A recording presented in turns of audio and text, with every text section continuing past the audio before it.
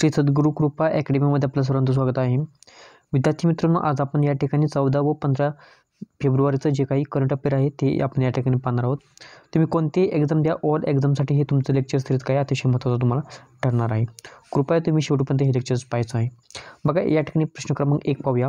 अलीकडेच राष्ट्रीय black HIV म्हणजेच एड्स दिवस जागरूकता दिवस कधी साजरा करण्यात आलेला आहे? तर 7 फेब्रुवारी रोजी हा राष्ट्रीय ब्लॅक HIV एड्स दिवस हे लक्षात ठेवा तुम्ही. आता 1 डिसेंबर या दिवशी काय असतं? एड्स डे असतो, हे लक्षात ठेवा. हा जागतिक एड्स दिवस आहे, हे पण लक्षात ठेवायचा. आता या ठिकाणी राष्ट्रीय ब्लॅक HIV एड्स दिवस बद्दल बघा, हा दिवस कधी सुरू झालेला आहे? पहिल्यांदा 1999 मध्ये साजरा करण्यात आलेला आहे. आणि याची थीम विचारली तर engage, educate, empower, uniting to end HIV AIDS in black communities. प्रश्न पहा, अलीकडेच कझाकिस्तानचे नवीन पंतप्रधान म्हणून कोणाची नियुक्ती करण्यात आलेली आहे? तर ओल्जास बेक्टोनोव्ह आहेत, यांची निवड करण्यात आलेली आहे. आता या ठिकाणी कझाकिस्तानची राजधानी विचारली तर अस्ताना आहे. चलन विचारलं तर कझाकिस्तानी तेंगे आहे. राष्ट्रपती कासिम जोमट टोकाएव हे आहेत. आता पुढील प्रश्न पहा, अलीकडेच महात्मा गांधींना समर्पित देशातील पहिल्या तांब्याचा बापू टावर कोणत्या राज्यात बांधण्यात आलेला आहे? बिहार राज्यामध्ये बांधण्यात आलेला आहे. या ठिकाणी इमेज तुम्हाला पाहिजे आहे ही. त्याचप्रमाणे देशातील पहिला तांब्यापासून बनवलेला बापू टावर पटना या ठिकाणी आहे. बापू टावर महात्मा गांधी यांना समर्पित करण्यात आलेला आहे. लांबी 120 फूट आहे. 6 मजली ही इमारत आहे, हे पण लक्षात ठेवा. यामध्ये अहमदाबादमध्ये तयार केलेली मूर्ती आणि कलाकृती, त्याचप्रमाणे गांधीजींचा इतिहास याच्यामध्ये सहभागी आहे. यानंतर पहा, अलीकडे समान नागरिक कायदा विधेयक पारित करणारे देशातील पहिले राज्य कोणते ठरलेले आहे? मोस्ट इम्पॉर्टंट, व्हेरी इम्पॉर्टंट असा प्रश्न आहे, कोणत्या ना कोणत्या एक्झाममध्ये विचारला जाणार आहे. बघा, समान नागरिक कायदा विधेयक कोणत्या राज्याने प्रथम सुरू केलेलं आहे? तर उत्तराखंड या राज्याने सुरू केलेलं आहे. आता समान नागरिक कायद्यानुसार संपूर्ण देशासाठी समान कायद्यासह विवाह, घटस्फोट, वारसा, दत्तक यांचे नियम सर्व धार्मिक समुदायांसाठी समान असणार आहेत, हे लक्षात ठेवायचं आहे. कलम 44 मध्ये समान नागरिक कायद्याचा उल्लेख आहे. हा कलमसुद्धा महत्त्वाचा ठरत आहे. हा भाग संविधानाच्या मार्गदर्शक तत्वांमध्ये येतोय, हे पण लक्षात ठेवा. विद्यार्थी मित्रांनो, बघा, आपला भारत देश स्वतंत्र होण्यापूर्वीच पोर्तुगीजांच्या काळापासूनच हा समान नागरिक कायदा गोवा या राज्यामध्ये अस्तित्वात आहे. परंतु स्वातंत्र्यानंतर बघा, पहिले हे राज्य असं आहे की याच्यामध्ये समान नागरिक कायदा आपण घेतलेला आहे. त्याच्यामुळे देशातील हे पहिले राज्य ठरलेलं आहे. सध्या विचारलं तर एकूण किती राज्यांमध्ये आहे? तर 2 राज्यांमध्ये आहे. एक आहे ते उत्तराखंड, दुसरं आहे ते गोवा. गोव्याला पूर्वीच लागू आहे ते, परंतु उत्तराखंडने सध्या पहिल्यांदाच लागू केलेलं आहे. स्वातंत्र्यामध्ये पहिल्यांदाच आपल्या त्यांनी विधेयक मांडलं आणि त्यांनी मंजूरसुद्धा करून घेतलेलं आहे. आता पुढील प्रश्न पहा, जागतिक बँकाच्या LPI अहवाल 2023 नुसार भारत कितव्या स्थानावर आहे? भारत हा 38व्या स्थानावर आहे. LPI इंडेक्स अतिशय महत्त्वाचा आहे. फुलफॉर्म पहा, लॉजिस्टिक परफॉर्मन्स इंडेक्स त्याचा फुलफॉर्म आहे. आवृत्ती विचारली तर ही 7वी आवृत्ती आहे. या इंडेक्सनुसार प्रथम देश कोणता आहे? सिंगापूर. द्वितीय कोणता आहे? फिनलँड. आणि तृतीय क्रमांकाला कोण आहे? जर्मनी. भारत 2018 मध्ये 44व्या स्थानावर होता आणि आत्ता 2024 मध्ये किती? 38व्या स्थानावर आहे, हे लक्षात ठेवायचं आहे. यानंतर पहा, अलीकडेच कोणत्या भारतीय व्यक्तीला UAEचा गोल्डन व्हिसा देण्यात आलेला आहे? आनंद कुमार. आता या ठिकाणी गोल्डन व्हिसा म्हणजेच काय? म्हणजे जास्तीत जास्त काळासाठी राहण्यासाठी त्याला मुभा आहे, म्हणजेच काय? गोल्डन व्हिसा त्याला म्हटलं जातं.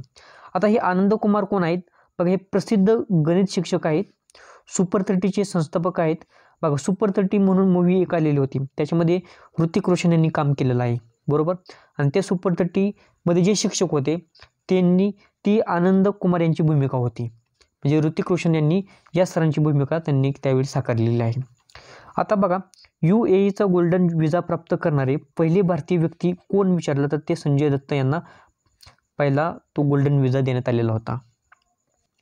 यानंतर पहा, RBIने रेपो रेट किती टक्के ठेवण्याचा निर्णय घेतलेला आहे? 6.5% ठेवण्यात आलेला आहे. विद्यार्थी मित्रांनो, आता रेपो रेट म्हणजेच काय? आता बघा, सर्व बँकांची बँक कोणती आहे? भारतातील सर्व बँकांची बँक कोणती आहे? ही RBI बँक आहे, बरोबर. RBI बँक काय करते? RBI बँकेच्या अंडर काय असतात? बऱ्याच इतर बँक्स आहेत, बरोबर. म्हणजे जसं SBI असेल, किंवा विजया बँक असेल, असं महाराष्ट्र बँक असेल किंवा इतर सर्व बँका RBI बँकेच्या अंडर येतात. आणि ह्या बँका काय करतात, आपल्याला कर्ज देतात. बरोबर, म्हणजे इतर बँका आहेत त्या आपल्याला कर्ज देतात आणि ही RBI काय करते, या बँकांना कर्ज देते. म्हणजे RBI काय करते, ज्यावेळी या बँकांना कर्ज देते त्यावेळी त्यांना कर्जासाठी कर्ज दिलं आहे म्हणजे व्याज घेणार आहे आणि ते व्याजाचा रेट म्हणजे काय असतो, रेपो रेट असतो. आता विद्यार्थी मित्रांनो, जसं जसं एखाद्या बँकेकडून कर्ज घेतो तसं आपण एखाद्या बँकेमध्ये कर्ज सुद्धा ठेवतो, व्याज आपलं रक्कम पण ठेवत असतो. बरोबर, जसं बँकेला RBI काय करते, इतर बँकांना कर्ज देते, तशी इतर बँका सुद्धा त्यांची ठेवती या बँकेमध्ये ठेवतात. मग त्यावेळी त्यांना जे व्याज भेटतं पैसे रक्कम ठेवल्यानंतर त्याला रिव्हर्स रेपो रेट म्हणतात. आणि कर्ज घेतलं तर त्याला रेपो रेट म्हणतात आणि मुद्दल जर त्यांच्या बँकेमध्ये RBI मध्ये ठेवली तर त्याला रिव्हर्स रेपो रेट म्हणतात. म्हणजे त्याच्यामधून मिळणारं व्याज हे रिव्हर्स रेपो रेट असतं. रिव्हर्स रेपो रेट हे नेहमी कमी असतं आणि रेपो रेट हा रिव्हर्स रेपो रेटपेक्षा नेहमी जास्त असतो, हे लक्षात ठेवा. आता सलग 6 वेळा सेम आहे, म्हणजे याच्यापूर्वी सुद्धा 6.5% RBIने तो रेपो रेट ठेवलेला होता. RBIने आता नुकतीच एक घडामोडी घडलेली होती RBIच्या बाबतीमध्ये. RBIने पेटीएम पेमेंट बँकवर प्रतिबंध लाभलेला आहे. बघा, पाठीमागील काही एपिसोडमध्ये आपण हा क्वेश्चन्स पाहिलेला आहे. आता RBIचे गव्हर्नर कोण आहेत, शक्तिकांत दास आहेत, हे लक्षात. यानंतर पुढील प्रश्न पहा, अलीकडेच कोणत्या शहराला सांडपाणी व्यवस्थापनासाठी वॉटर वॉरियर म्हणून ओळखले जात आहे. नोएडा हे शहर कोणत्या राज्यातील आहे, तर उत्तर प्रदेश या राज्यातील आहे. अलीकडेच कोणत्या राज्यात किलकारी मोबाईल आरोग्य उपक्रम सुरू करण्यात आलेला आहे, गुजरात आणि महाराष्ट्र. आता हा किलकारी उपक्रम काय आहे, तर बघा, जे काही आशा सेविका असतात, बरोबर, प्रत्येक गावामध्ये आशा सेविका आहेत, तर त्या आशा सेविका काय करतात की घरोघरी जाऊन गरोदर महिलेला त्यांना मार्गदर्शन करतात किंवा लहान बाळ जन्माला आलेलं असेल तर त्या लहान बाळाची कशी काळजी घ्यायची हे त्यांना सांगितलं जातं. त्यात आशा सेविकांचं जसं काम आहे तसंच एक मोबाईल ॲप किलकारी म्हणून मोबाईल ॲप आहे. त्या मोबाईल ॲप थ्रू काय केलं जातं, ऑडिओ रेकॉर्ड तयार केला जातो आणि तो त्या लहान बाळाच्या आईला किंवा गरोदर महिलेला तो सेंड केला जातो आणि त्याच्या माध्यमातून कशी काळजी घ्यायची, काय करायचं ते सगळं सांगितलेलं असतं. म्हणून हा जो उपक्रम आहे तो किलकारी मोबाईल आरोग्य सेवा उपक्रम आहे, हे लक्षात ठेवा. आता या उपक्रमाअंतर्गत गर्भवती स्त्रियांना तसेच नवीन जन्मलेल्या बाळाची कशा प्रकारे काळजी घ्यावी यासाठी ऑडिओ रेकॉर्ड करून त्यांना सांगितला जातो, म्हणजे त्या महिलेला सांगितला जातो. या ठिकाणी पहा, world life photographer of the year people's choice award 2023ने कोणाला सन्मानित करण्यात आलेला आहे, तर निमा सारिखानी यांना काय केलेलं आहे, हा अवॉर्ड देण्यात आलेला आहे. या ठिकाणी बघा, त्यांनी एक फोटो काढलेला आहे. हा बर्फ आहे आणि बर्फावरती एक अस्वल झोपलेला आहे आणि याच इमेजसाठी त्यांना काय केलेलं आहे, अवॉर्ड देण्यात आलेला आहे. यानंतर पहा, अलीकडे जागतिक कडधान्य दिवस म्हणून कधी साजरा करण्यात आलेला आहे. 10 फेब्रुवारी रोजी हा दिवस साजरा करण्यात आलेला आहे. दरवर्षी 10 फेब्रुवारी रोजी हा दिवस साजरा केला जातो. या दिवसाची सुरुवात विचारली तर 2019 पासून सुरुवात करण्यात आलेली आहे. या वर्षाची 2024ची थीम काय आहे, तर कडधान्य, पौष्टिक माती आणि मानव ही त्याची थीम आहे. ॲक्च्युली 2016मध्ये प्रथम आंतरराष्ट्रीय कडधान्य दिन म्हणून साजरा करण्यात आलेला होता. 2016मध्ये आंतरराष्ट्रीय कडधान्य दिन म्हणून साजरा करण्यात आला, परंतु त्याची ऑफिशियल कधी सुरुवात झाली, 2019 पासून संपूर्ण जगामध्ये हा काय केलेला आहे, मान्य झालेला आहे किंवा सुरुवात करण्यात आलेली आहे. यानंतर पहा, 2024 या वर्षामध्ये किती व्यक्तींना भारतरत्न या सर्वोच्च पुरस्काराने सन्मानित करण्यात आलेले आहे. 5 व्यक्तींना सन्मानित करण्यात आलेला आहे. कर्पूरी ठाकूर, लालकृष्ण अडवाणी, चौधरी चरण सिंह, MS स्वामीनाथन आणि PV नरसिंह राव या 5 व्यक्तींना काय केलेलं आहे, भारतरत्न या सर्वोच्च पुरस्काराने सन्मानित करण्यात आलेलं आहे. यानंतर पहा, अलीकडे 7व्या हिंद महासागर संमेलनाचे आयोजन कुठे करण्यात आलेलं आहे, तर ऑस्ट्रेलिया या देशामध्ये हे हिंदी महासागराचं संमेलन घेण्यात आलेलं आहे. 9 ते 10 फेब्रुवारी 2024 दरम्यान सुरुवात 2016 पासून या संमेलन सुरू करण्यात आलेलं आहे, म्हणजे ही त्याची काही आवृत्ती असणार आहे. भारतातील डॉक्टर S जयशंकर यांनी या संमेलनात सहभागी झालेले आहेत. भारतातील थीम काय आहे, स्थिर आणि टिकाऊ हिंदी महासागराच्या दिशेने. विद्यार्थी मित्र बघा, जे काही इतर महत्त्वाचे संमेलन आहे जे 2024मध्ये घडलेले आहेत त्याबद्दल आपण एक नजर टाकूया, रिव्हिजन करूया. 7वा हिंदी महासागर संमेलन ऑस्ट्रेलियामध्ये झालेलं आहे. बघा, ही 7वी आवृत्ती आहे. ग्लोबल मेरीटाईम इंडिया समिट 2023 मुंबईमध्ये आयोजित करण्यात आलेलं आहे.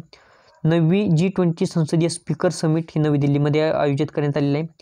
हेवा international home textile summit Varanasi या ठिकाणी आयोजित करण्यात आलेलं आहे. त्याचप्रमाणे 13वी इंडो पॅसिफिक आर्मी परिषद दिल्ली या ठिकाणी आयोजित करण्यात आलेली आहे. यानंतर पहा, पहिली जागतिक हळद परिषद मुंबई येथे आयोजित. आंतरराष्ट्रीय वकील परिषद 2023 नवी दिल्ली या ठिकाणी आयोजित.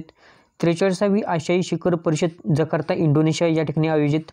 त्याचप्रमाणे ब्रिक्स समिट 2023 जोहान्सबर्ग दक्षिण आफ्रिका या ठिकाणी आयोजित. आंतरराष्ट्रीय शिक्षण शिखर परिषद दुबई या ठिकाणी आयोजित करण्यात आलेली आहे. 5वी जागतिक कॉफी परिषद बेंगलोर कर्नाटक या ठिकाणी आयोजित करण्यात आलेली आहे. आता विद्यार्थी मित्र बघा, G7चं आयोजन कुठे करण्यात आलेलं आहे जपानचं. G20चं आयोजन कुठे करण्यात आलेलं आहे भारतामध्ये. SCOचं आयोजन कुठे करण्यात आलेलं आहे तर भारतामध्ये. COP28 आयोजित कुठे करण्यात आलेलं आहे तर UAE मध्ये. विद्यार्थी मित्रांनो बघा, आजचे जे काही इम्पॉर्टन्ट जे काही करंट अफेअर्सचे क्वेश्चन आहेत आपण या ठिकाणी पाहिलेले आहेत.